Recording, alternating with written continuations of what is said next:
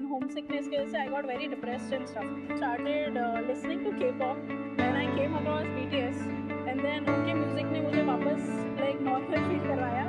So जब भी मैं वापस उनके फैंडम में एक्सप्लोर करने लगी तो मैंने देखा कि लोग काफ़ी फैन आर्ट्स बनाते हैं उनके गानों के लिए एक्सप्रेस करने के लिए अपनी feelings. Hi, I'm Maitri, founder of Chichisaru, and you must have seen me talking about getting into BTS on Shark Tank. How did I go from making fan arts to creating my own IP? To be honest, if I didn't have my love for BTS, I wouldn't be where I am today. Back in 2016, I was away from home and I got in a very bad mental state because I was preparing for my JEE exams in Latur and my morale was fully down.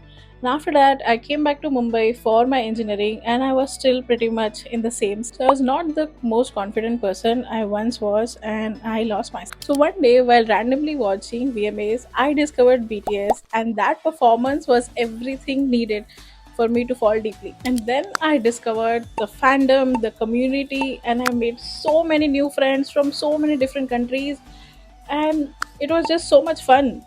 The whole DNA era, it was crazy. Once I fully became an army and saw the fandom, it was so crazy to see people making fan arts and merches of their own, and even describing and expressing their love for a particular song in their own way. So naturally, I also wanted to make something of my own. So I started with making sketches with pen and paper. And when I saw people making enamel pins, it was like nothing I had ever seen before. This was like a whole new world for me. So I decided I also wanted to make one. If you've been a 2019, 2018 to 2023 army, I'm pretty sure you guys have seen some of my work.